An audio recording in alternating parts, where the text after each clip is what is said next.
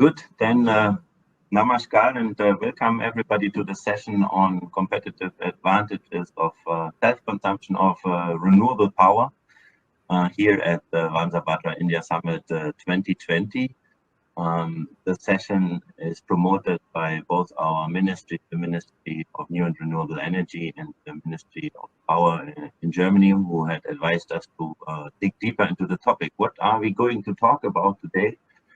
We are talking about this, just a small impression, or maybe rather a bigger impression of a large-scale rooftop recently finalized by Skoda.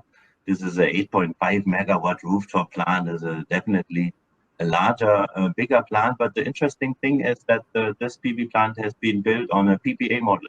Means there is zero investment by your company. You sign a 25 years fixed power purchase agreement with a fixed kilowatt price for the power, and the third-party investor is coming and taking advantage of your roof and selling you the electricity. This slide is actually from BridgetoIndia. We are and delighted that Vinay Rustagi from BridgetoIndia is here with us today, and he's going to talk more about the segmentation in terms of the photovoltaic rooftop in India, to which extent commercial and industrial customers are making use of this possibility. But one can actually say that around 75% are already industrial or commercial users of PV rooftop, putting solar panels on their roofs or covering parking lots. This may be an extreme example, but just to give you an idea where the market is. So compared to Germany, in India, the industrial and the commercial clients are having the highest tariffs. So this is an extreme. That would be, for example, in Maharashtra. But yes, there is industrial or commercial clients which are paying 12 cents per kilowatt hour. And I don't know if I make some developers angry now by showing the price for solar, and some will say the EPC price and not by on. But I think Vinay, 30 rupees per watt peak is realistic, and that comes down to we might debate on this, and maybe best quality would not be possible at this price, but yes, seems realistic that not in residential sector, but in industrial and commercial sector, if it's a large-scale photovoltaic roof, 4.6 cent per kilowatt hour is possible. No? And if you can sell the surplus PV generation, then these kind of prices may be reached. Or the system is so small that you don't need to sell any surplus generation. No? This just like to give you an idea how different India is from Germany. This is all over India, so this would be not in a particular state, but it gives you an idea. This is 365 days of solar generation in India. And you see that the generation profile is quite, let's say, baseload capable in terms of throughout the year. No, not during the day, definitely. But if you compare this to Germany, 365 days of solar generation, you have a total different curve. I must admit, this curve is the average of all over India. And in the state, there is several variations due to monsoon time and other events. But one can say that you have pretty reliable solar radiation. And this would be the solar radiation profile of Germany. So we are talking about a total different scenario, and it makes prices like this possible. It's a kind of shining price much easier than Germany. Just to give you an idea on where the electricity prices stand, we have here put the prices in average for the commercial sector and for the industry. So yeah, there's maybe states where industry is a little favored, like Gujarat, where it might not make too much sense, at least from an economic perspective, as an industrial customer to invest. But for other reasons, it might. But you see, there is a state where in the commercial sector you go up to 12 cents per kilowatt hour, or here in the industry segment to 10 cents. But yes, there is cases where you are not able to feed in electricity in the grid.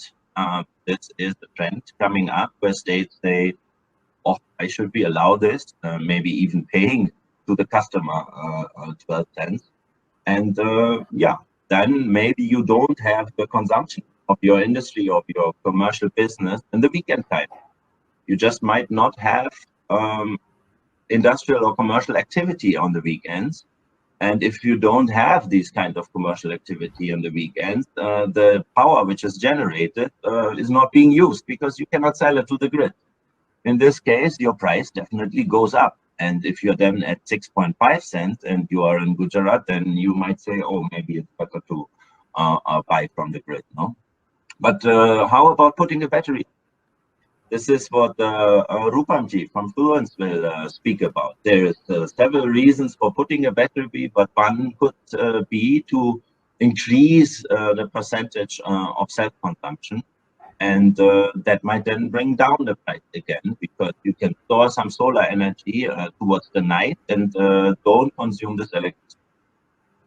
Our German friends actually know this business model quite well from the residential.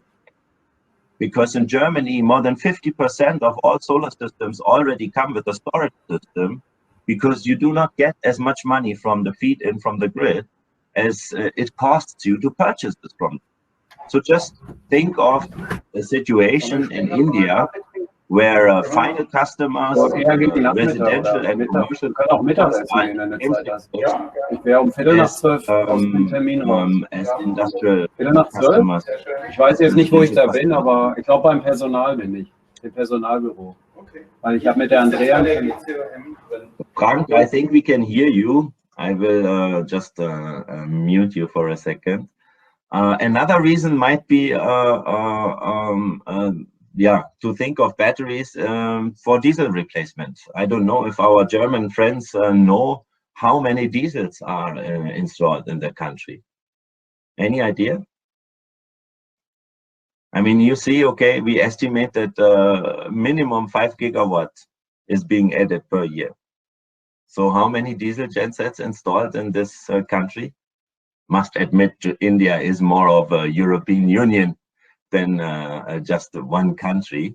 But yes, it's around 120 gigawatts. And if you're not familiar with these terms, maybe you are in terms of market size in dollars. These are the latest numbers for 2019. It's a $1.2 billion market for diesel gensets, and you can see that exactly industrial and commercial, actually same distribution as who is installing solar rooftops, can be found amongst these two client groups. So we're talking about $1.1 billion is being spent on diesel gensets today still. So to which extent it actually also makes sense to go for maybe hybrids of diesel or battery, or directly battery and solar, for example. Definitely you can also purchase wind through PPAs. To which extent actually power cuts are not that much of a relevance anymore, no? And with this, I will actually leave it, give you some ideas on what's happening. I think the preferred model, if you have a big roof, would be just to make a PPA. So here just a few examples of companies, German companies involved in PPAs. So you just own the roof and you give it to a developer, which is putting it on his own risk. Yeah, so on your roof, and he's selling you the power to an agreed price. And then you deal on to which extent the power which you actually do not consume is also the responsibility of the person, of the company who is investing in the solar system. So yeah, if they sell it to a neighboring company, or if they sell it to the grid, that's then up to them. Or you say, okay, I also purchase power which I do not consume, but this would be not a regular case. But still, these kind of models are possible. And yeah, we encourage you to actually get in touch with Bosch Germany or IBC Solar or Skoda, or later on we will hear from Frank about his experience in India. So yeah, looking forward to get to know more now from Vinay Rustagi, BridgetoIndia, about the motivation and different business models for self-consumption of photovoltaic power. We'll then head over to Rupam ji, who will give us an example or several examples and reasons why battery storage would make sense already. And then we'll hear from Frank Polhaus about his experience with, sorry, Frank, I'm not that much aware, but I think you have put like quite some dozens rooftops in your life already on Indian roofs, commercial and industrial. So yeah, we are looking forward to your comments. And with this, I will hand over to Vinay Rustagi. Looking forward to your presentation. So thank you, Tobias, and thank you, IGEF, for inviting me to deliver this presentation. My name is Vinay Rustagi. I am the Managing Director of BridgetoIndia. We are a consulting and research company specializing in renewables. We've been operational in India for the last 10 years plus. So we believe we can, we have sufficient, very strong experience in the sector. We've been working with the whole value chain in the industry over the past many years, and now increasingly, as the C&I market is becoming more and more active, we've also started to work with some of the larger consumers on how they can increase adoption of renewable power. So I am going to deliver about a 15-minute presentation talking mainly about what are the various opportunities, prospects, and challenges when it comes to adoption of renewable energy by C&I consumers. Just a very quick introduction. Like I said, we are a consulting and research company. We work with the whole value chain, predominantly governments, regulators, policymakers, equipment suppliers, as well as developers and investors. And like I said, we've also started doing a lot of work with consumers, increasingly on adoption of renewable power by them. So this chart basically shows how C&I consumers in India have been traditionally procuring power. And this data is 2 years old, but in terms of trends, we won't expect a major change on the overall numbers. The total C&I demand in India is about 80 gigawatts. And more than 2/3 of this power comes from the distribution companies, which is the local grid power suppliers. And then as much as 20% comes from captive power generation units of these consumers. And these are mostly coal-fired captive plants. And it's very common in India for steel companies, for petrochemical companies, cement companies to have their own captive power generating units. One, because grid power traditionally has been very expensive, and second, not so reliable. And beyond these two sources, then there is power exchanges, still accounting for a very small share of 3%.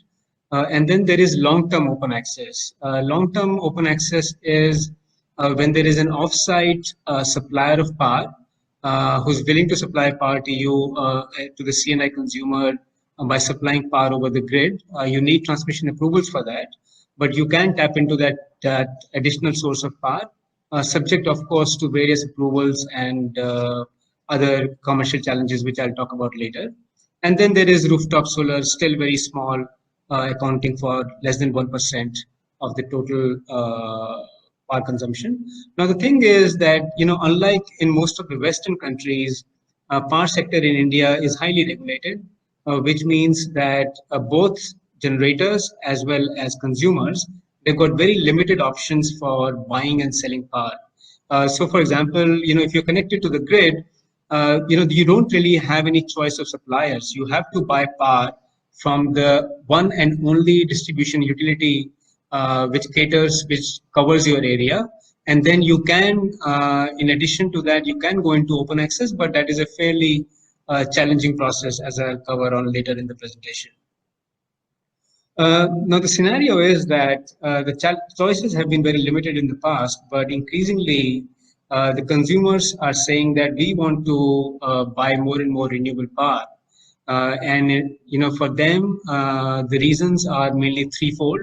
One, like Tobias said, because CNI consumer grid tariffs in India are very high, there is a very strong financial and commercial reason for consumers to say, how can we buy power from alternate sources at lower cost? So financial savings potential is very attractive and the main reason to go to such alternate sources. The second reason, of course, is that many large consumers are saying they want to reduce their carbon emissions. And indeed, we see that many companies are not only adopting targets, ambitious targets like RE100 and so on, but they're actually accelerating the timetable for adoption of renewable power. So we've seen many companies saying by 2025, for example, they want to switch to 100% renewable power because they want to reduce their carbon emissions. And third, there is something called renewable power purchase obligation. It's a regulatory obligation applies to select consumers, large consumers who are already buying open access power or who have thermal power captive units, and they are obliged to procure 10 to 20% of their total power consumption from renewable sources. So these are the three main reasons why consumers want to switch to renewable power. And the options available to them are listed on the right. First, we have rooftop solar, which in my view is a no-brainer.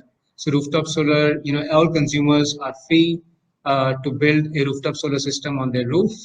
There are multiple business models to do that. You don't need any approval, except, of course, you need a safety approval from the local utility. And then, when you want to connect the plant to the grid for a net metering connectivity, then again, you need an approval for that. Then we have open access. Open access is an offsite plant supplying power to you over the grid. The difference between rooftop solar and open access, in my view, is that rooftop solar is limited by the amount of rooftop space you have. And in most cases cannot cater to more than 10 to 15% of the total power requirement. So really, if you want to go to 50% or 100% renewable power, then you have to go to open access because these are large projects spread over hundreds of thousands of acres of land and can supply you renewable power in large quantums. The challenge, of course, is that you need an approval to use the grid. You need land, acquire large parcels of land, which is a fairly challenging process in India. And then you need also process approvals for setting up the transmission connectivity, etc. Now, very, very recently, a new route opened up by way of allowing trading of green power on the exchanges. So that is a completely new option, opened up only 2 weeks ago. We expect that this route will become popular over a period of time, but still I think the volumes are very, very small. And then finally, we have renewable energy certificates, which can be purchased at a cost. And that option, in our view, is not very attractive because the cost of these certificates is much higher than trying to buy renewable power directly for you. Now, this is just a very quick illustration of the financial viability. The blue bars show the variable grid tariffs across some of the leading states. And then the two green bands, they show what is the cost of rooftop solar power or the open access solar power. And clearly you can see that there is a big savings potential, which is providing the main thrust for consumers to switch to renewable power. When it comes to both rooftop and open access, there are new business models opening up. The two main choices, of course, are one, the consumers do it themselves, they self-finance the system and own the system, or they can go to a third party which can develop the system, own the system, take all the responsibility and sell the power to you under a long-term PPA. And both these markets, CapEx as well as OpEx, are now fairly mature and developed, both for rooftop solar as well as open access. And then RECs, as you can see, last year, there was a total volume of about 2,000 plus megawatts for RECs as well. In terms of the market activity, as you can see, both rooftop solar and open access have been growing very rapidly, almost like more than 100% year on year. But last year has been a bit challenging. We've seen a bit some policy issues. There have been some duties which have gone up on import of modules, et cetera, because of which the market has slowed down. But I think we do expect this trend to be temporary and the growth trajectory to resume very shortly. Just coming back to, what would, under what circumstances would you prefer OPEX versus the CAPEX model? On the face of it, OPEX model where a third party comes in and takes all the responsibility is a win-win proposition for both the consumer and the project developer. Because you are outsourcing all your responsibility, all your risk, conserving the capital for your core business, and then buying power at a very attractive price. The only caveats or the challenges or the downsides we see to doing that, one, there are some tax incentives available for renewable power, which are not readily available to OPEX business model.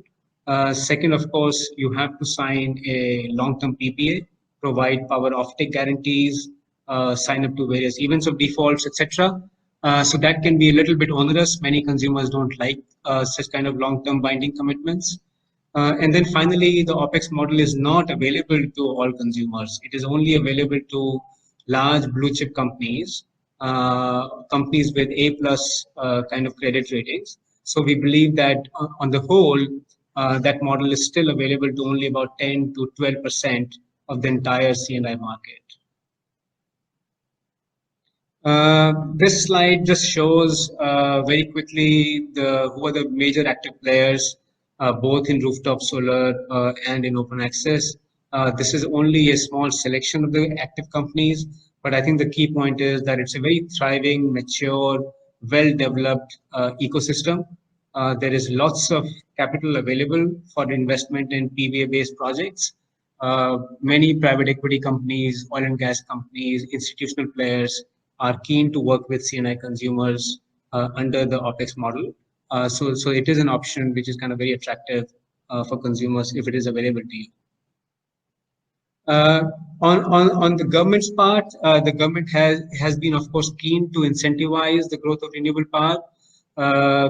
This slide just lists out what are the various incentives, options and challenges from a policy perspective for consumers.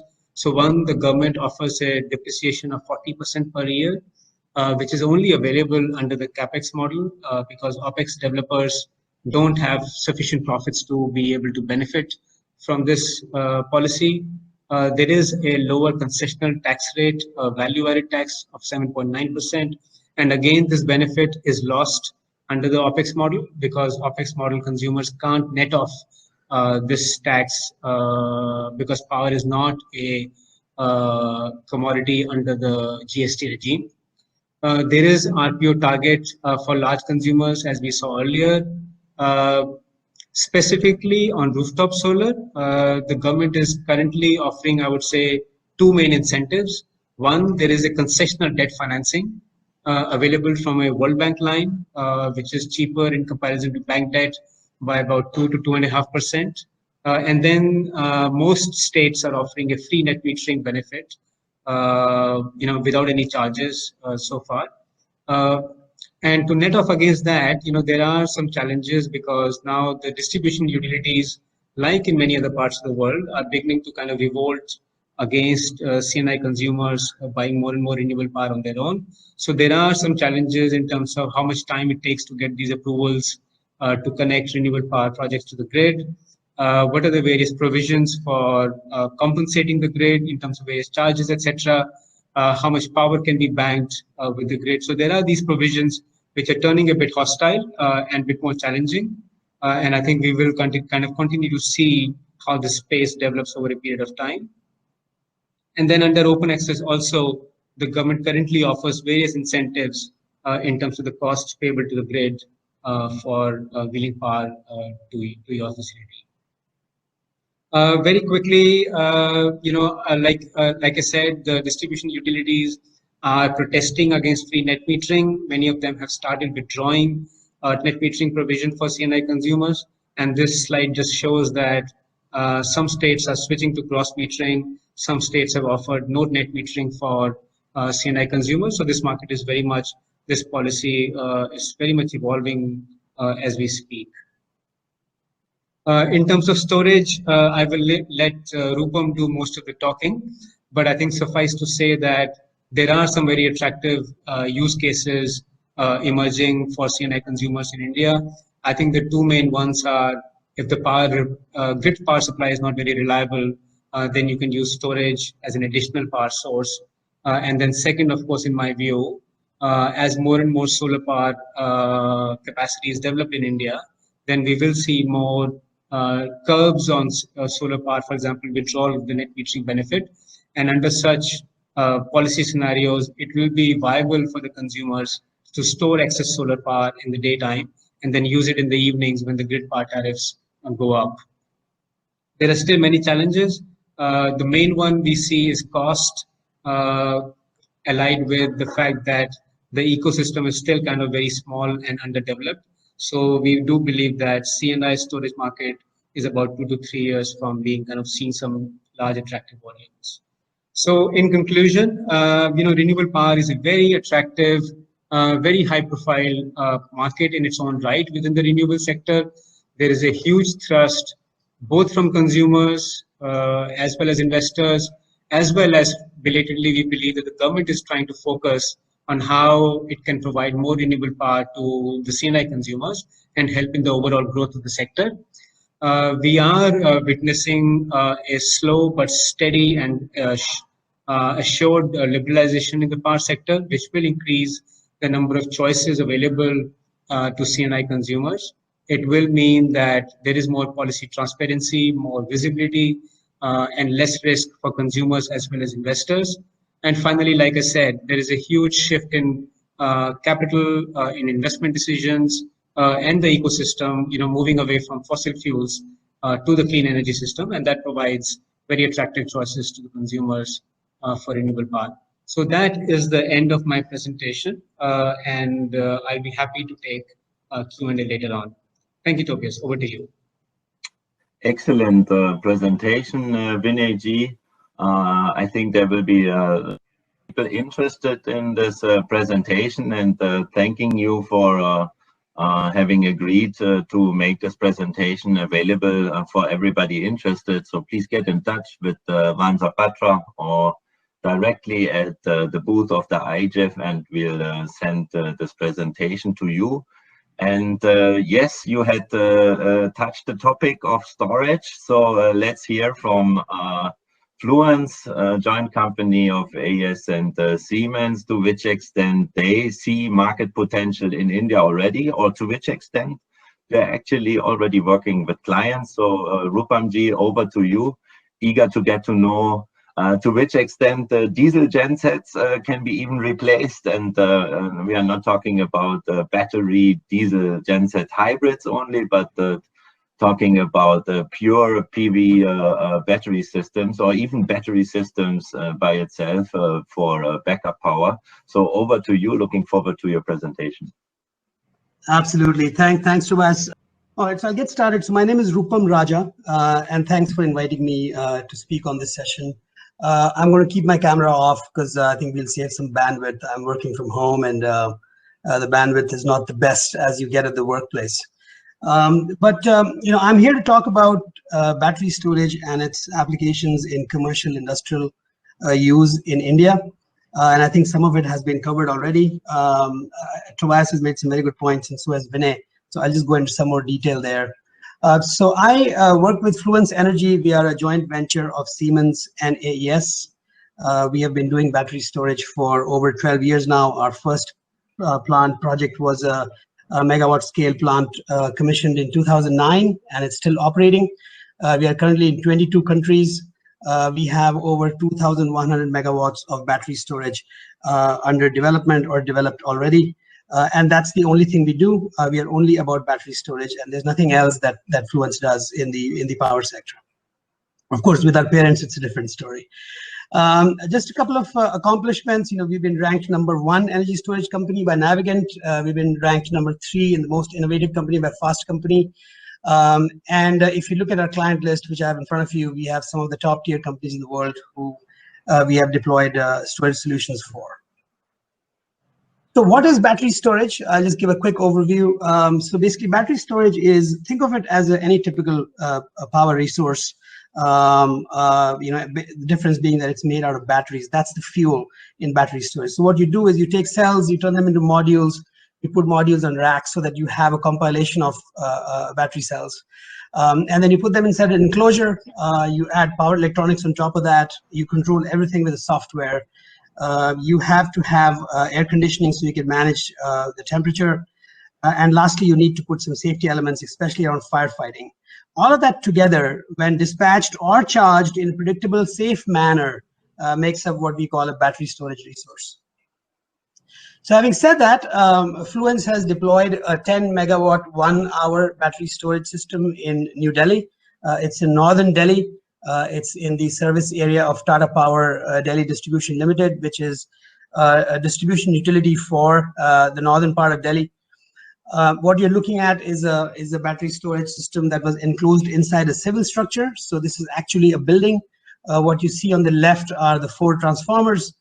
Each of them is a 2.5 MVA transformer. The 4 of them add up to give you 10 MVA, and the duration is 1 hour. So that's something at the distribution company level, and I'm going to switch gears here because we are here to talk about commercial industrial. So I'm going to let you in on a little secret in India. So India has a total installed generation capacity of about 370 gigawatts, and that's massive. India has a peak load of about 180 gigawatts. And you would think that with almost twice as much installed capacity as peak load, India should not have any power outage problems. Well, you're looking at one view of the power outage that India faces. This is just the month-by-month view of the amount of peak demand that was not met. And you can see that the peak demand not met gets worse in the months of summer, April through July, which is when the northern plains start getting very hot, and then they start to get humid in July, and that's when the peaking demand goes up, and India's peak typically hits in the evenings, and even capacity, we are unable to meet that peaking demand, and that leads to basically peak demand not met. So needless to say, there are structural issues to why we have peaking power problems in the country. And just to kind of tell you a little bit about why that's happening, if you look at the pie chart on the left, I've shown what the generation mix looks like. You can see almost like 90 gigawatts is just solar and wind alone. And the problem with that is that in India, wind doesn't pick up till late in the evenings, and basically there's no sun available once you're past like 4 p.m. And that's when the time in the evening when peak demand hits, basically the RE is mostly not available. So that takes about 90 gigawatts off the table, or a bulk of it. The second thing that's leading to the shortage is in the conventional thermal capacity, due to a variety of issues which I've listed on the right side, about 80 or 90 gigawatts of the firm capacity, thermal capacity, is not available. And that's because of cases like gas shortage, for example. India has a chronic gas shortage or a perpetual gas shortage problem. And that leads to a large fleet of the gas power plants not being fully available. We have issues with the coal shortage. India imports a lot of coal from Indonesia. We have opened up mining in the country, and we have power plants that are kind of captive. They are captive coal mines. Outside of that group of power plants, pretty much anyone else could potentially run into a coal shortage. The other reasons being technical faults, which leads to the unavailability, and the third big reason is just problems with scheduling, not being able, not calculating the demand ahead of time, and not getting the schedule right. Those can lead to power shortages as well. So The gist of it all is that if you are, and I understand that a lot of people on this call who are listening in either have operations in India already or plan to set up India operations, you will have to look at power backup. There is no way around it. And that's what I've discovered in my conversations with CNI sector. Everyone eventually needs power backup. So what's the most commonly used power backup source? The picture you're looking at is a very common site in India, in pretty much all of India, whether mainly urban as well as rural. And I'm not referring to the motorbikes.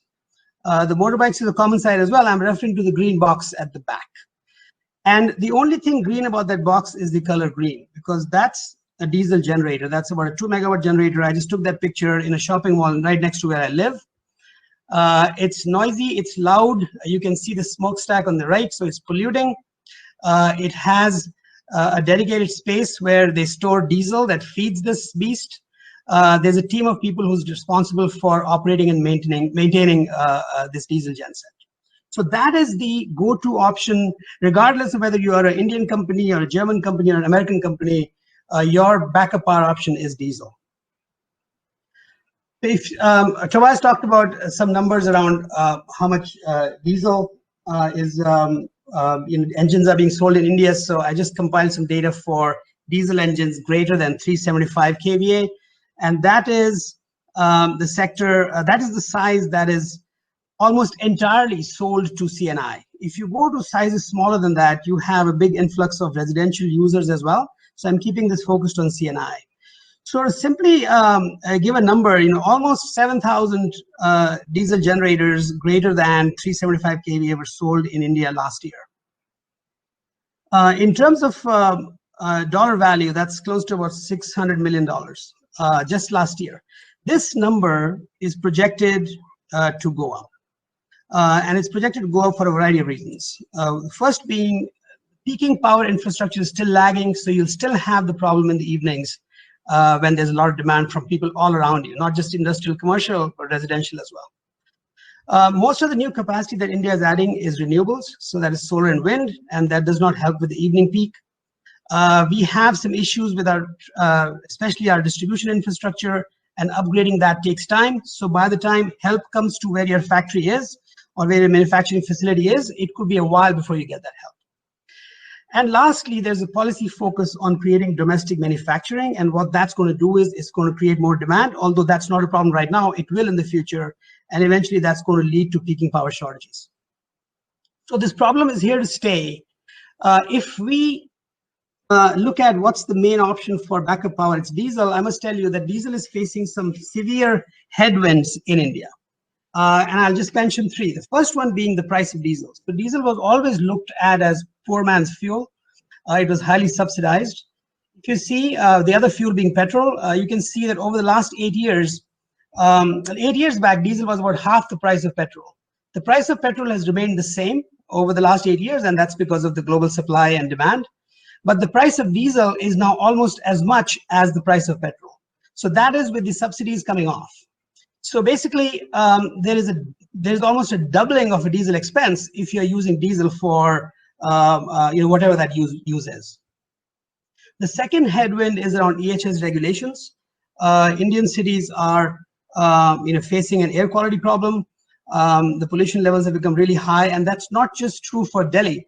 It's actually true for pretty much all of the 20 largest cities in the country. Now, diesel takes a bulk of that blame because there's so much diesel used for automotive as well as for energy applications. What has happened is more and more regulations are prohibiting the use of diesel when the air quality index is severe and when the pollution levels are high. So just to give you the example of Delhi, for about 4 months of the year, you cannot use a diesel generator in Delhi because the air pollution is so bad. So that's something that's running against the continuing use of diesel in the country. And the third big reason is something that both Vinay and Tobias talked about. Solar and wind, renewable energy is definitely cheaper than diesel power. It's cheaper than grid power as well. And more companies are looking to source their power needs from renewables, whether it's through rooftop solar or it's through open access that Vinay talked about. There's one more issue, which is more of an operational issue with diesel power. What happens is, let's say you have an outage and you lose power, and let's say it takes you a couple of minutes to switch over to diesel. You are going to suffer inventory losses. I mean, you may suffer inventory losses. You may suffer losses in efficiency. In the sense, your people will be kind of sitting redundant without doing much while they're waiting for the power to come back on. And then lastly, you will have costs to restart as well. Now, if the power quality issue does not lead to an outage, and all it leads to is, let's say, a voltage drop, depending on the kind of equipment you use, you may still have an issue with batch losses, inventory losses. You will definitely incur a restart cost, and there'll be inefficiency, losses from loss of efficiency as well. And that's where battery storage comes in. What you're looking at is a Fluence battery storage solution. On the left, you're looking at a cube. That's the box that has the batteries in it. It's got the HVAC in there. It's got firefighting equipment in there. And that's where the batteries sit. On the right side, you're looking at the balance of plant. So what you have here is, besides the cubes, you have the telco rack, which allows you to communicate with the batteries. You have an inverter system, which turns your DC into AC power. And then you have a transformer that gets the power up to the voltage that you require, and then feeds it into your business, in your operations. And that's exactly what's marked on the slide in front of you. So this is how it sits. This is I'm showing you the slide of Fluence Edgestack, which is a ready to deploy solution for commercial industrial customers. It comes in sizes of 500 kilowatts and goes up to 3 megawatts. The duration of the system can be anywhere from 1 hour of continuous power to up to 4 hours. The voltage output of the system is 480 volts AC, and the number of cubes. So in this case, you're looking at 4 cubes. You can you can keep increasing the number of cubes to get longer duration, depending on how long you need that power, which depends on what the duration of your power cut and your load shedding is. These systems are self-contained. They are cooled. They're water cooled. They could be air cooled. They could be liquid cooled. We have all those options available. They have a built-in fire suppression system, and the temperature range in which they operate is anywhere from -40 degrees C up to 50 degrees Celsius. And the battery chemistry is lithium-ion. Okay, and what exactly do these batteries do? So what we do is we deploy the battery in parallel to your grid connection. So what happens is, these battery storage systems are always synchronized to the grid. So basically, the battery just sits there. It's synchronized to the grid frequency. When there is an outage, the software automatically shifts the source of power from the grid to battery storage. And since it's already synchronized, you can be up and running in less than 250 milliseconds to feed the load. And this can go on for a duration of up to 4 hours. So that's how the battery would sit in your network and do things that your current diesel genset is unable to do. Okay, and there's one more benefit that I want to talk about is about your connected load, right? So when you set up your factory in India, you're going to find out what your peak load condition in that factory is, and then you're going to get yourself a connection for that peak load, right? Now that connection you have to pay the variable charge, which is the cost of energy, and you have to pay a fixed charge as well, which is the recurring charge that you pay on a per kilowatt basis per month for the whole year, regardless of how much energy you use, right? So what you will end up doing is so in this case, the example that we are looking at, we've seen that in this particular day, the peak demand went up to about 20 megawatts, whereas the average demand is about 12 megawatts. Well, more like 10, but it goes up to about 12. But that one peak that went up to 20 megawatts happened just once during the day, right? So in this case, typically you would go with a connection of 20 megawatts. What you can do with the battery is, with the software, you can deploy the battery to basically shave off that peak. So the moment your load hits above 12 megawatts and it goes up to 20, the battery will be sized to basically cater to that load. So now when you get your connection, you don't have to go for full 20. In fact, you can get a connection for 12 megawatts, and you can save on the fixed cost on the remaining 8 that is being served by the battery that is sitting there. So that, in a nutshell, was what the current scenario for backup power in India is, what kind of headwinds diesel as a backup power source is running into, and how battery can come in and play a role. And I also told you about the one project that we've done in India, which is a 10 megawatt 1 hour project, which is at a distribution company in Northern Delhi. Here's just my last slide. I just want to go over a list of, like a checklist, if you will, that you can use to determine whether, battery storage will make sense for your business or not. So one of the first things I would say is that you should have a connected load of 1 MVA or more. The second is, there should be a need for, you should be using diesel as backup or base load.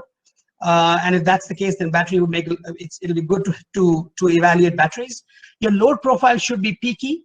So the kind of load that I showed you in the previous slide, that's a peaky load. You should be facing power cuts or voltage drops.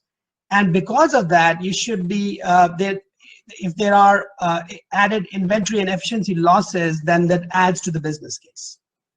You should also look at what the demand charge is. So some of the numbers that Tobias and Vinay shared were just the variable charge numbers, but you should look at what the fixed cost for electrical connection in where your factory is located is. And then you should, if you have plans for GHG emissions or reducing diesel use or lowering your GHG emissions, and if you, let's say, put a value on carbon, for example, then that will add to the business case as well. And then if you're looking to buy a new diesel genset or replace an existing diesel genset, then absolutely you should look at not buying the entire fleet that you're planning to buy, but definitely look at evaluating whether you should replace, if you're going to buy, let's say, 4 diesel gensets to kind of have some redundancy in the system. Look at if you want to include 1 or 2 BESS systems, and then maybe go buy 2 or 3 diesel gensets to start with. And then lastly, you absolutely need battery storage in this country if you want to build more resiliency in your electrical network and manage risks that are not within your. And that's the last slide I had. I hope you've had a chance to submit your questions over the chat box, and I think we'll take those at the end of the discussion. Yeah, thank you very much, Rupam ji, for giving us detailed insights into potential business cases for storage, and I think there will be lots of discussion afterwards. Heading now over to Frank Polhaus, to a person, I would say, from the ground, who had made lots of experiences from the ground. I don't know, Frank, if you're able to actually tell us how many rooftops you have already installed in India, maybe even including residential, but I would say you were personally involved in at least dozens of looking forward to your experience, your advice, where the market is heading to, and to which extent you actually see that this makes a lot of sense for industrial and commercial consumers. So looking forward to your presentation. Floor is yours. So thank you, everybody. So, okay, this is a German-Indian workshop. So I play the role of the lonely German in more than 1 billion Indians. So let me talk about my experience in nearly a decade of solar work in India. So yeah, I will quickly introduce who we are. Then I think according to what Vinay say, why would an entrepreneur invest in solar? Vinay has already highlighted that, but I will also see my view on that, the typical obstacles that we have faced, and then some lessons learned. Maybe about India, this is how to do business as a German in India. So we are a solar EPC company that has been founded like really 10 years ago. It is a German, it started, let me put it like that, as a German-Indian joint venture. Right now, the German participation has gone out. So the company is now entirely owned by an Indian family business, and we are based out of Gujarat. So we are one of the largest independent EPC companies. We don't belong to anybody or any power company. We are not any subsidiary, any arm. We are an independent family-run business, and currently we look at more than 150 professionals working for us. So we have... Frank, sorry for interrupting. Maybe you could have a click on this Ausblenden, then yeah, very good. Thank you. Sorry for that, and thanks for the advice. One of the good stories that I cannot get tired to tell is that we have always thought of using India as a hub to branch out into other markets and other companies. So we have quite a strong back office that is engineering, procurement, like typical back office functions, and we have branched out into the Middle East something like 2.5, 3 years ago, and we now have a very successful business running out of Dubai, where we are currently supplying the Expo 2020 in Dubai with a lot of fancy solar rooftop and facade projects. So that's, from an entrepreneurial point, a very strong thing to say when we talk about India as a German. So yes, that is 10 years of very intensive German-Indian friendship. This is how we started. I look much older. I still have gray hair. I look older today. These pictures must have been taken 10 years back. So now, why would an entrepreneur invest in solar? So there's soft reasons, and there might be not so soft reasons. The soft reasons would typically be, okay, he might want to be represented as a green and modern company. So we have this already mentioned by Vinay, corporate social responsibilities, internal carbon mandates, these typical things, RE100 stuff. And then the hard reasons, power independence. We have been touching this when we talked about the storage. And then I think, from my view, the by far dominant reason, unfortunately, in many aspects, is that most people, entrepreneurs, would think about the profits of making solar, and that is driving most of the activities as far as I can see, and as of now. This might be changing. So I will still start with the representative part of the solar business. So we, for example, have done quite some projects with the Akshardham Temple. Akshardham Temple in Delhi. Every Indian knows Akshardham. It has its own metro station near the Commonwealth's game sites near the river. So we have been powering the temple. I think for these guys this was more of a representation issue than or opportunity rather than a mere financial approach. But we have also given smaller solar plants as a donation to orphanage and churches and this kind of organizations. And finally, and I want to put special emphasis on that, we can also give PV as a part of a building, of a modern building, energy saving building.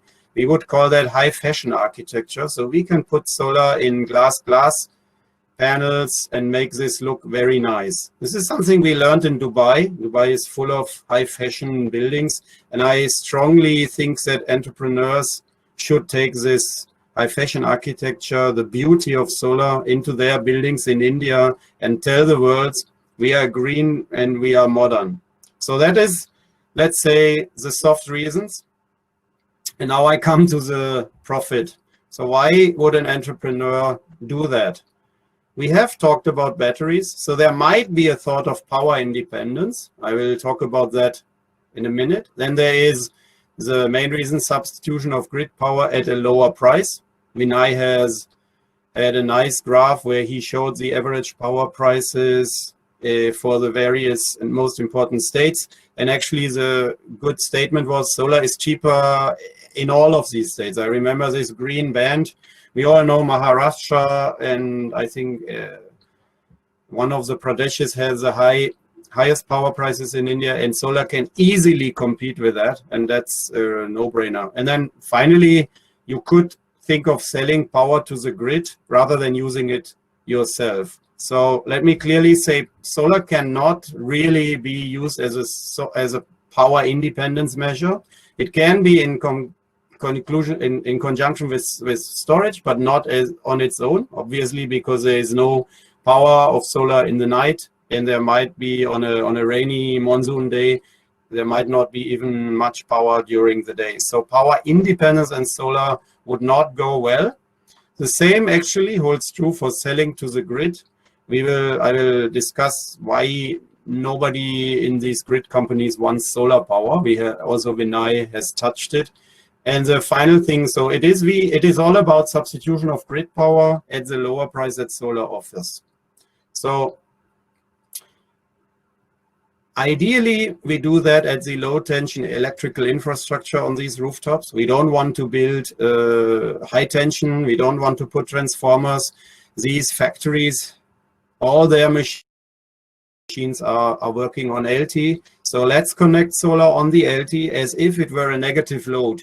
Think about the phenomenon of auto consumption as putting an energy saving light bulb rather than and replacing your incandescent light bulbs. So it's the same. You're on the shop floor of these factories that I will show you in a minute.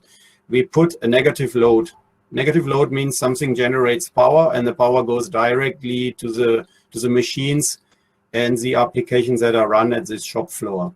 So this is most profitable, obviously, with a higher electricity tariffs that we are replacing with the auto consumption. Reason? Why am I emphasizing this? There are obstacles. One of the obstacles is we are doing all this in the distribution grid. And obviously, this happens at retail prices. This is exactly what we want to do. We want to replace expensive industrial power that has all the charges coming, the taxes, everything. So it hurts discoms. We take away very profitable business from someone. And there is a natural conflict. And there is, I think, little hope for this to change in the years to come. I see that the emission targets for discoms are not efficiently enforced. Vinay has mentioned RPOs, the renewable purchase obligations, and the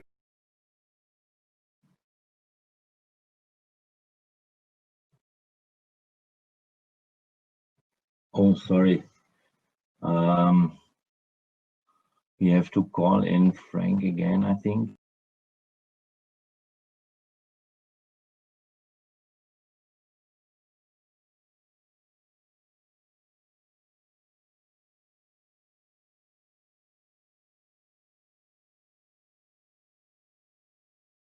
Yeah, so we lost Frank. How do we get him in again? Is there any idea with this platform?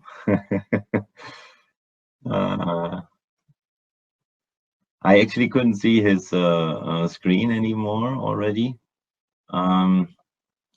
Teresa, if you're in, could you please call him in? I don't know how to call him in.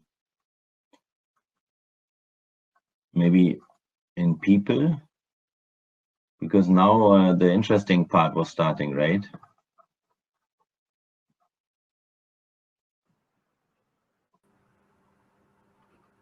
Oh yeah, Frank, sorry, you're back. Wonderful, thank you. And could you please share the screen again? Sorry for that. I will. I don't know when I got lost. Can you? Yeah, just please share the slide and we'll be able to tell you. In the video recording, we can then just cut this. Can you see the slide with the profit? Yeah, so that we went through completely. Okay, Yes. and then I was talking about the first obstacles. Yeah, that one. That one, yeah. Okay, so I was talking about the conflicts that an industrial client would have with its discom if he wants to generate cheaper solar power.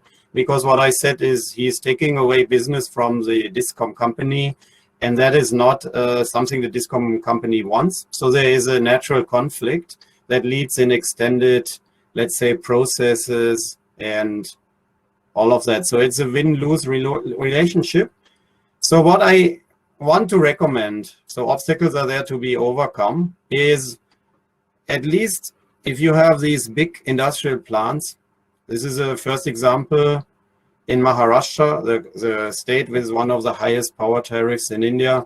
If you have such a huge, let's say, this is a chemical plant, you would not have any issue with the discom because you use all your power within your system. I think Rupam has already mentioned we cannot go far beyond the 15% of power that solar, or it was Vinay, sorry, we cannot go anywhere in these heavy industries beyond the 15% of power consumption that is met by solar, because the roofs are simply not big enough or the loads are simply too big to be covered. But 15% that you get at, let's say, half the price, to say something, is still a lot of saving on energy budgets for these companies. So it's a clear no-brainer to do that. And this example, as I said, we don't have any problems with the discom because we have full auto consumption. Typically here 2.5. We have seen the Skoda plant with 8 megawatts. So these plants typically start from 1 to, I think, 4, 5 gigawatt. After that, it will be more challenging to find roofs that offer the size suitable roofs. So this is a typical project that we done. We have, as you rightly said, I have done many of these. One project in Gujarat, for example, is Sarah. Everybody who uses bathrooms in India knows Sarah. I think it's a leading ceramic manufacturer in India. Their main headquarter is in Gujarat, a country with relatively lower electricity tariffs. Still, we see these 100% auto consumption. On this picture, you see that not all the roofs can be used. Some of the roofs have issues with asbestos, structural load, subject corrosion under the roof. So we have put plants selectively here, unfortunately. So we have only met less than 10% of the total consumption. But what was the main reason for them to invest was a tax incentive. I have spent more time in this project with the accountant rather than with the engineers. And this accountant, I think he was a very smart man and used solar to optimize his tax payment to the government. And that was a very, very nice project, actually. So the third project I just quickly want to mention is in Delhi itself. It's the airport. And here we, again, I can only repeat, we have a 24/7 operation. There is no issue with any feedback of power to the grid at weekends or Diwali time, something like that. It's not there. The airport is 24/7. We have a 2-stage project. So it started with a 2 megawatt project with GMR, and then we added another 1.72 with a Celebi. These are the infrastructure companies supplying Delhi airport. Again, here we can only have a maximum double-digit number, less than 10% here of the contribution of solar to the total energy balance. What the lessons learned here is the air quality in Delhi we have completely underestimated. So here is really a problem for solar because all these foggy days lead to a somewhat lower than expected energy output. So I'm also here to talk about negative experience. So this was the project itself is a really nice project, but that one is a little bit of a downer that you see Delhi energy outputs are so low. Well, we all know why. So let me come back to the experience of a German in India. The role we play, or I played, our company played, we were the technical experts. I mean, I started solar in 1994, and so did Abakus, the German company I was heading. I was not heading, I was part of the executive committee. So we gave technical knowledge to a lot of engineers in India to make the back offices I have been talking about stronger. So we have been involved in hundreds of plants, and we always did this on a very cooperative basis. So rather than teaching as a German, there's a lot to learn. So I met a lot of people in India. We went to parties, we had inaugurations, celebrations of all kinds, business relationships. So working at 50 degrees, the picture in the middle. So there's a lot to learn, what to do and what not to do, especially the heat can be quite challenging. To learn how Indians do things also helps when doing business in India. This guy, if you look at this picture, he's working on some bamboo rods with nothing left and right. I have never seen a scaffolding like that anywhere, but this guy managed within no time to put his cement to the entire facade, but just simply by moving these 10 or 15 rods, and these gaps are empty. So I was telling about the heat on these rooftops. So you have in all these industries these drinking taps. So I was always wondering, how do all these people drink? But hundreds of people drink out of a single tap. You will always find these cups near the cap. So what would the Germans do? I mean, I don't see, I think you know these cup holders with waste. So what I learned in India is to drink out of a cup. And this tells a lot about the things we can learn as Germans in India while promoting our technology that helps to make India green. So thank you, everybody, for listening, and sorry for the technical disturbances we had. Yeah, Frank, thank you very much for your insights from the ground. So I was wrong. You were not involved in dozens, but hundreds of solar plants. Very impressive. For how long have you been in India working in the space of solar? We started in 2010.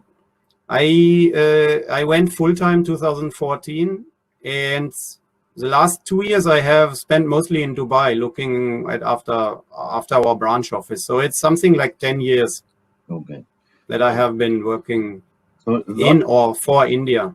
So lots of experience from the ground, and yeah, I would here with open up the discussion, maybe picking up with one of the most interesting points which had been mentioned by you, Frank, which also was mentioned by Vinay, Rupam, and me, is that there is a tendency of feed-in tariffs being reduced, or net metering being changed towards gross metering. So it means you get a lower tariff than what you actually pay to the grid, or there is delay in grid connection.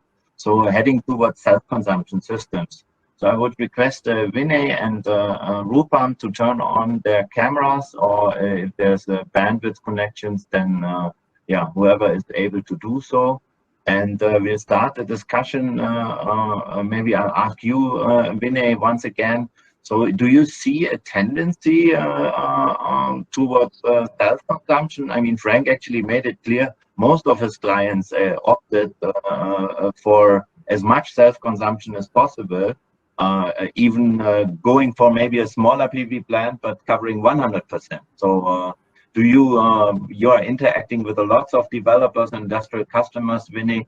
Any thoughts on that, or do you see, oh no, there is states where you can actually reliable count on 20 years of net metering or feed-in being guaranteed through gross metering?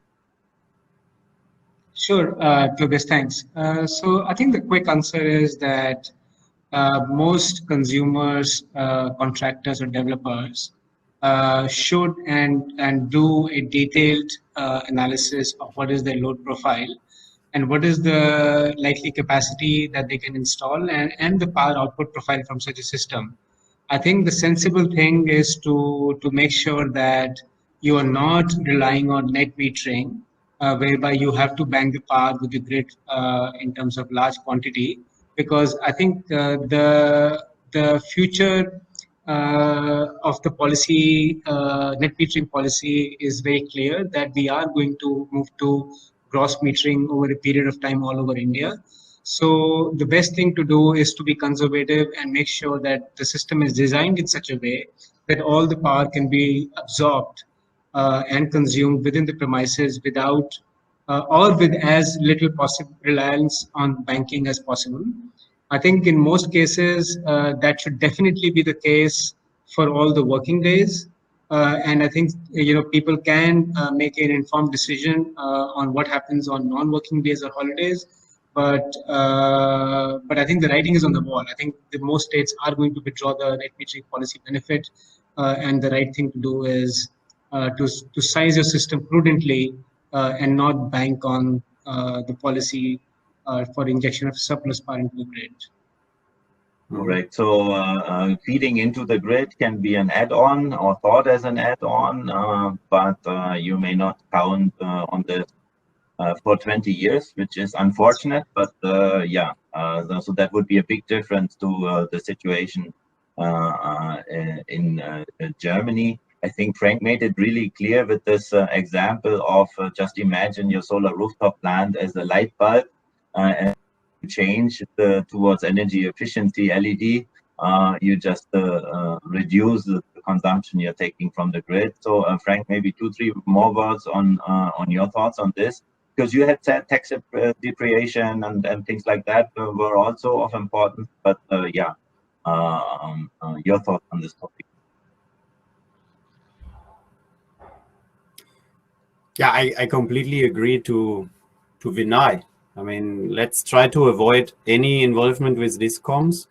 And we have seen maximum 15% of the energy that this big heavy loads take can be replaced by solar. So I don't think there is a real issue with feeding back units to the grid. This is rather the exception than the rules.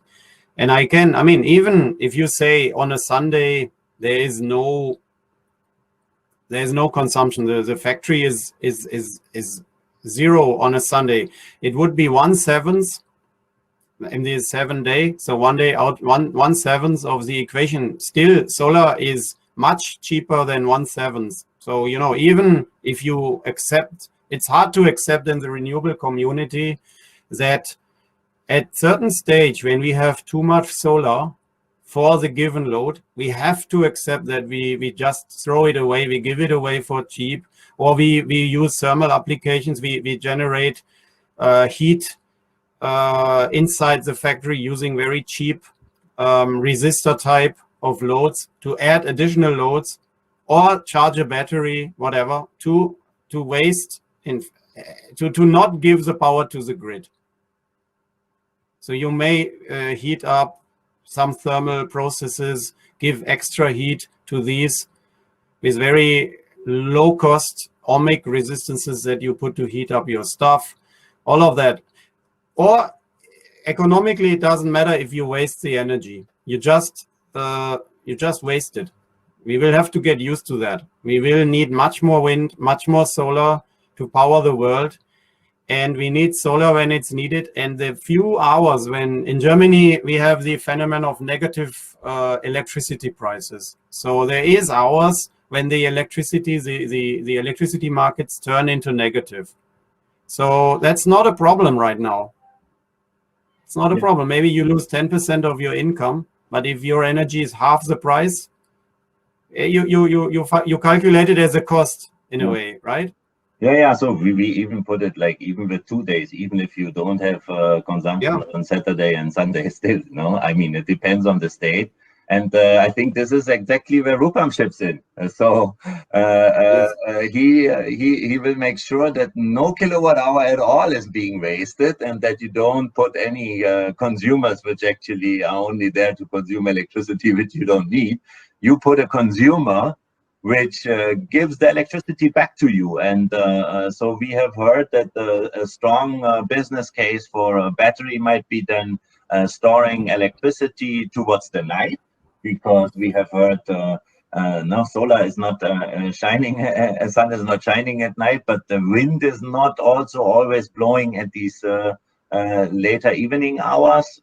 That's for some states and some regions, so that would have to be seen, if you consider also wind. But still, this is one case. And the next one is to actually shift a quite nice proportion of the electricity generated during weekend times back to the week. So yeah, your thoughts on this? You have spoken to lots of industrial and commercial customers. Is this a consideration? Because I hear from developers also that they are talking more and more about PV combined with storage, even though they're putting smaller storages, but still. So any thoughts on from your side, Rupamji?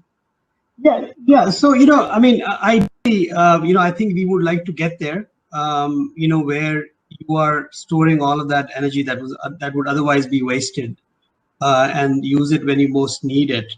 But I think given where the prices of a battery storage system are, I don't think we are there quite yet. I think right now we want to think of batteries, more for the kilowatt, megawatt capacity that it provides, and how it helps you maintain a certain quality of power, so that you don't have to resort to much more expensive diesel power. So I think that's where it makes the most sense right now, commercially speaking. And you can create a roadmap. So like I said, if you're going to buy 4 diesel engines, each of them, like, let's say 500 kVA each, I would plan where you buy 3 of them and put 1 battery storage system, and that helps you do many things besides playing the role of the diesel generator, which the one diesel generator that you've not bought, and it helps you firm up your power and quality of your power, and you can store the power from that excess solar into that battery storage system, and make the most out of it. So I think what we'll have to do is we'll have to do a combination of multiple things, and including like the fixed cost reduction as well, right?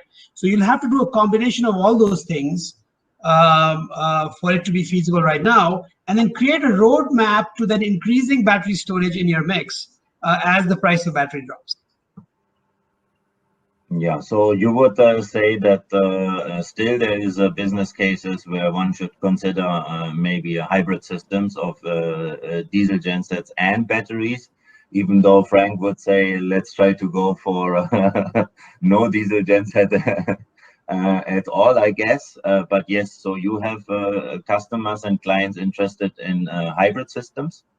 That's right. Diesel and battery? That's what you were saying, no? 2, 3 diesel genset and the bigger battery. That's correct. Yeah. Yeah, Frank, asking you on the ground, your customers who put solar still had the diesel genset in addition, or they were replacing it, honestly? No. I mean, they all have gensets. I mean, as Rupam, the picture with the motorbikes. So, everybody has these gensets, but I mean, without storage, how can you replace a genset with solar if it's a cloudy day? I mean, these guys are manufacturers. They need power to get their products out. So you can't afford. I mean, this is why they put the gensets, right? They want 24/7 power independent of the grid. Nobody wants to spend the huge amount on diesel. Nobody wants the noise. It is very, very disturbing if you have an office with a genset in front of your door. I mean, you get used to it, but it is very noisy and we have to get out of that. I completely agree to Rupam, but solar in itself cannot solve that problem. So we need to think about solar plus storage. That's the ideal thing to do. Or storage without solar can also do the job. Yeah, so for our German listeners here, replacing diesel gensets might be more like of a business case for very small businesses, but for mid-size or larger, the diesel genset investment would be still there, but you would offset the spending in the consumption of the diesel itself, or you avoid emission, no?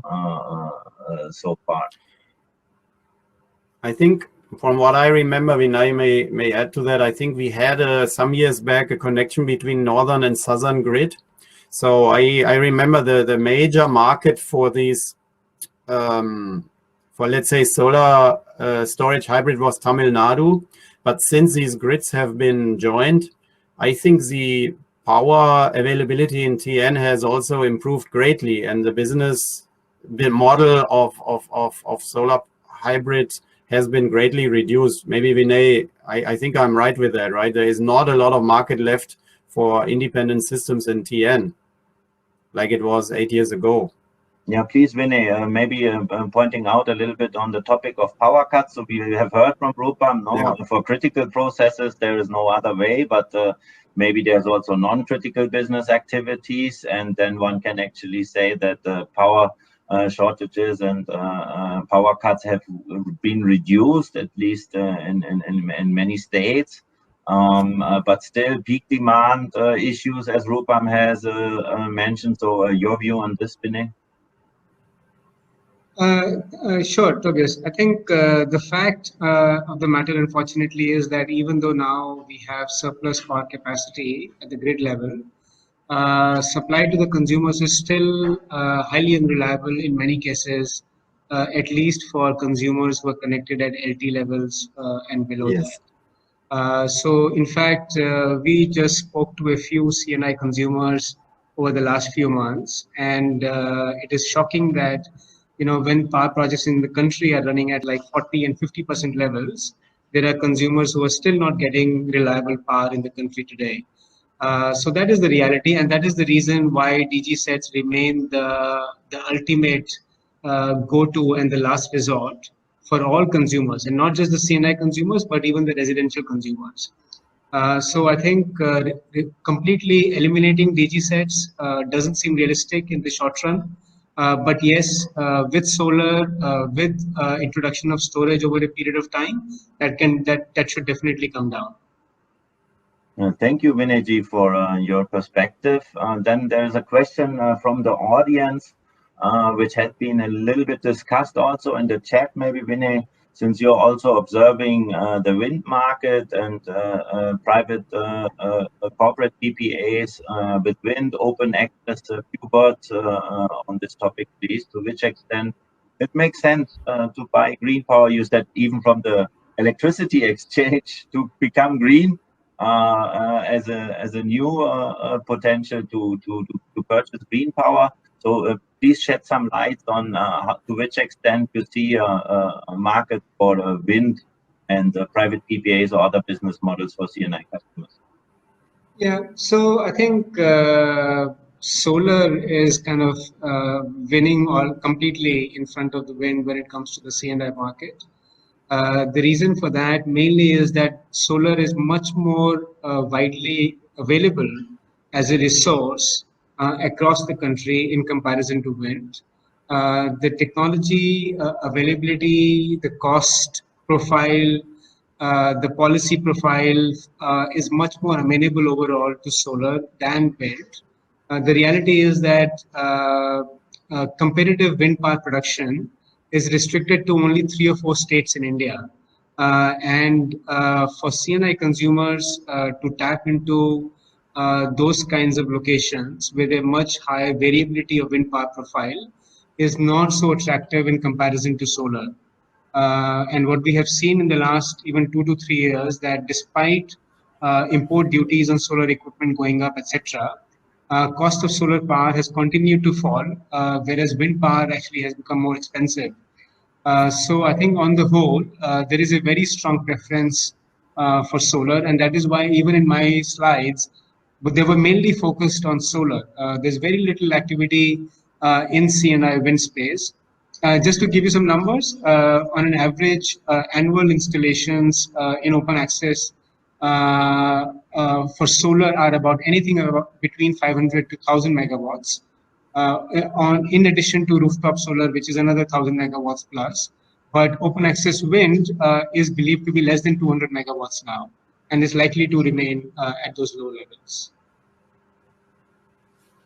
Still, no, a beautiful market segment. I mean, 200 megawatt. We are speaking about what, maybe $150 million investment per year in this market segment. So there might be some niches where it makes sense. And yes, there are. You're right. There are. Yeah, and there's a German companies, for example, like the Deutsche Windguard, which is now actually siting spots in India where the load profile, the generation profile of wind is more towards the evening hours in the night. So in combination with solar, that might make even more sense than we think today. very excited to get the outcomes from the Deutsche Windgas. So generating wind, in the evening hours. This is happening in India, not at the late peak, but in the early evening. This is the case. Maybe Frank and Vinay, you wanted to chip in again?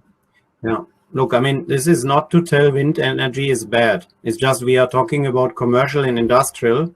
So wind is a utility scale application where the government is tendering out multi-megawatt or gigawatts of plant. I think wind will see some development in offshore, but all of that is not like physically related to the site for the manufacturing sites. So there is a physical decoupling. The wind turbines are elsewhere, and the power is transmitted into the loads, into the load centers, into the industrial estates. Whereas in solar, the solar is right on the roofs of the manufacturing plants. Yeah. Vinay, so this is not against wind. It's just a bit. Sorry, Pan. Yeah. No, I just want to emphasize this is not against wind. We need wind. Sure. But and the one market segment where CNI will chip in again is if they want to become a green RE100, you mentioned, right? So they would be able to purchase wind power from the electricity exchange now. And this might be an additional market segment for wind to sell in addition to other PPAs or participating in public PPAs, the discoms, to actually sell to the electricity exchange. Vinay, you also wanted to make an additional remark to this? Just quickly, I think wind is definitely not competitive when it comes to cost, etc. And the share of wind in the total sector has been coming down.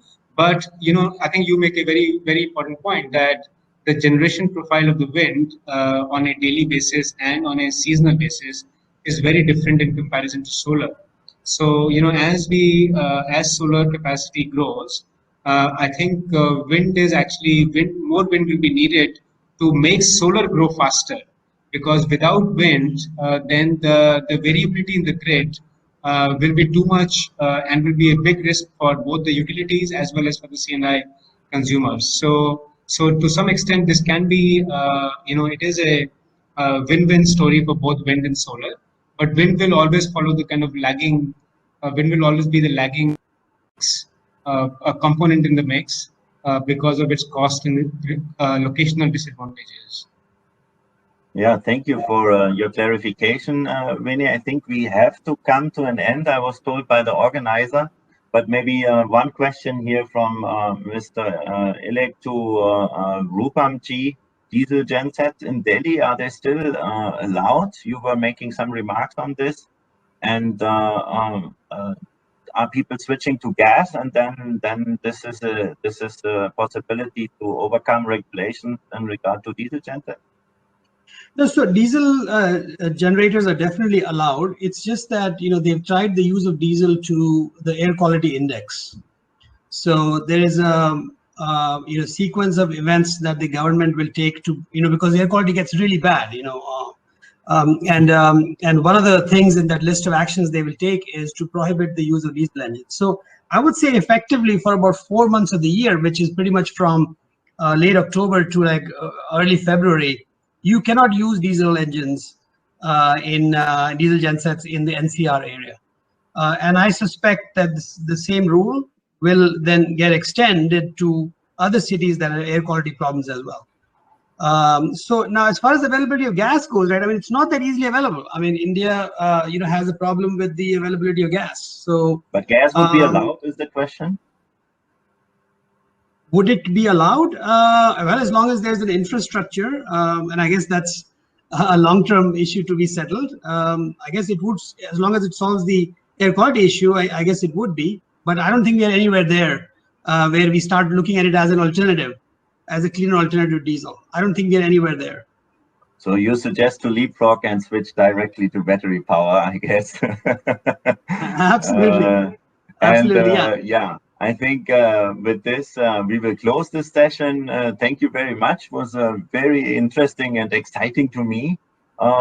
this session. I think it's a highlight because we're talking about a niche market still, but which is growing, and yeah, where we will actually see that more and more corporate companies are digging into this opportunity out of several reasons, as Vinay and Frank pointed out.